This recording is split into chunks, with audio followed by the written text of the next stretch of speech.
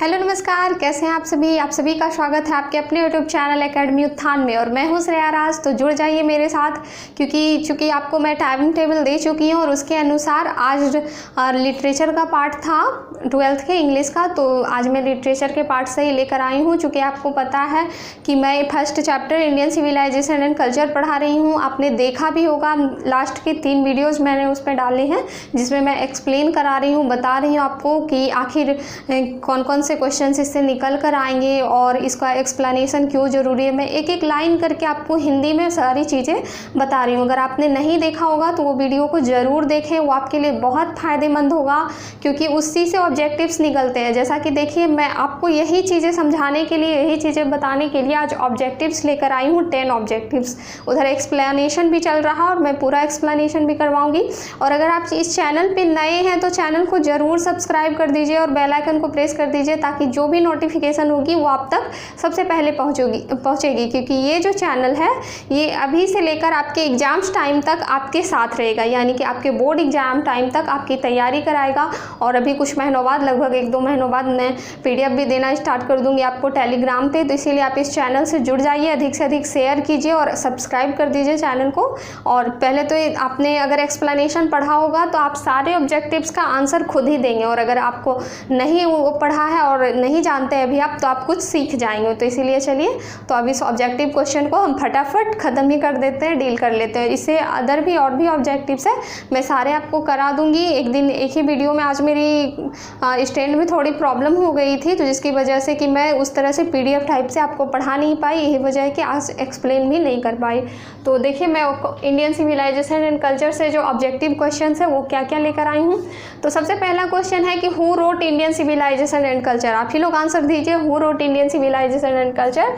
तो आपको पता है महात्मा गांधी ने ही लिखा है Indian civilisation and culture. Mahatma Gandhi wrote Indian civilisation and culture. देखिए फर्स्ट क्वेश्चन है। और सेकंड क्वेश्चन देखिए क्या है, who used truth and non violence as the chief weapons against the British rule in India. मैं आपको एक्सप्लेन करने के टाइम में बता रही थी कि ये जो महात्मा गांधी है, इन्होंने सत्य और अहिंसा, आप देख लीजिए, ट्रूथ, सत्य और नॉन वायलेंस के मार्ग पे चलकर ही ब्रिटिश रूल के खिलाफ जो है, अगेंस्ट ब्रिटिश रूल के खिलाफ आंदोलन किया। जैसा कि यहाँ साफ साफ लिखा है, चीफ वेपन्स यानी कि प्रमुख हथियार ब्रिटिश रूल के खिलाफ। महात्मा गांधी के कौन से ऐसे हथियार थे जो कि ब्रिटिश रूल के खिलाफ सबसे पहला कदम था, यानी कि सबसे बड़ा हथियार था, तो वो कौन सा था? तो वो ट्रूथ एंड नॉन वायलेंस। ये भी ऑब्जेक्टिव्स कभी कभी ये भी दे देगा आपको उलट के कि महात्मा गांधी के जो कौन से चीफ वेपन्स थे अगेंस्ट द ब्रिटिश रूल, तो ये ट्रूथ और नॉन वायलेंस। और यहाँ जो क्वेश्चन है कि who use truth and non violence as the chief weapons against the British rule in India, तो आप क्या लगाएंगे इससे लगाएंगे महात्मा गांधी। मैं शॉर्ट में M गांधी लिख देती हूँ, महात्मा गांधी इसका राइट आंसर है।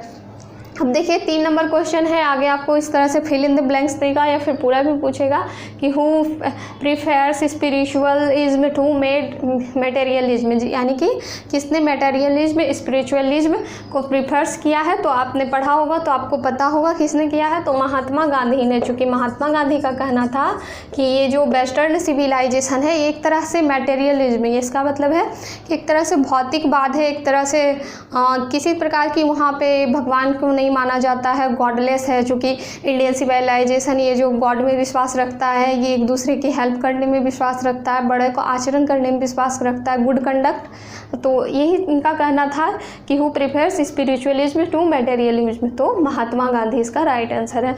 अब देखिए, who dominated Indian politics from 1950 to 1948। मैंने आपको बताया था कि महात्मा गांधी जब दक्षिण अफ्रीका से वापस लौटे 1915 ईस्वी में, तो पहली बार इन्होंने सत्याग्रह किया 1917 में चंपारण में। और 1915 से लेकर जब 1948 में इनकी डेट हुई, क्योंकि इनका जन्म 2 अक्टूबर को हुआ था 1869 को, और इनकी जो डेथ हुई थी ये 30 जनवरी 1948 को नाथूराम गोडसे ने इन्हें गोली मारी थी, आपको पता ही होगा। तो इसीलिए कहा जा रहा है कि who dominated Indian politician from 1950 to 1948, यानी कि 1950 से 1948 तक किसने भारतीय स्वतंत्रता संग्राम में साथ दिया, किसने पॉलिटिशियन में एक महत्व भूमिका निभाई, तो कौन थे वो भी महात्मा गांधी ही थे, M गांधी मैं लिख देती हूँ, ये मोहनदास करमचंद गांधी भी कहा जाता है फुल नेम। और simple living and high thinking is the base of, simple living और ये हाई थिंकिंग है, ये किसके बेस पे आधारित है, ये कहाँ आधारित है, तो ये इंडियन सिविलाइजेशन के बेस पे आधारित है, इंडियन सिविलाइजेशन। चूँकि इसमें साफ साफ वर्णित है, इसमें साफ साफ बताया गया है कि ये जो simple living and high thinking है ये किस बेस पे है, तो इंडियन सिविलाइजेशन। चूँकि आपने इंडियन सिविलाइजेशन में पढ़ा होगा उसमें, इसीलिए मैं आपको एक्सप्लेन करने के लिए बता रही थी कि ये जो चीज़ें हैं जैसे कि यहाँ के लोग कैसे रहते हैं, तो सिंपल थी, सिंपल लिविंग यानी कि बहुत ही सरल से, ज़्यादा चहल पहल नहीं, ज़्यादा दिखावा नहीं, एकदम सिंपल तरीके से जीते हैं ग्रामीण लोग। चूँकि यहाँ ग्राम का ही वर्णन किया गया है, तो ग्रामीण लोग को आप देखिएगा कि सिंपल तरीके से रहन सहन उनका होता है, खान पान होता है, एक दूसरे से भाईचारा के साथ रहते हैं, बहुत ज़्यादा दिखावा नहीं होता है। तो यही simple living and high thinking, उनकी लिविंग सिंपल होती है, बहुत कम सामान्य तरीके से जीते हैं, लेकिन जो थिंकिंग होती है, जो सोच होती है, बहुत ऊंचाई तक जाती है उनकी सोच।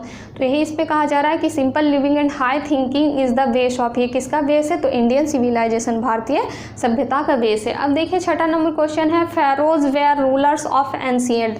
फेरोज जो थे वो कहाँ के एंशिएंट रूलर्स थे, तो वो इजिप्ट के थे। मैंने इसमें आपको पढ़ाया था कि इजिप्ट जो मिस्र था, इजिप्ट था, जापान था, ये सभी ख़त्म हो गए। इतनी प्राचीन सभ्यता होकर भी जापान वेस्टर्न हो गया, लेकिन इंडियन सिविलाइजेशन जो था जो का त्यो था।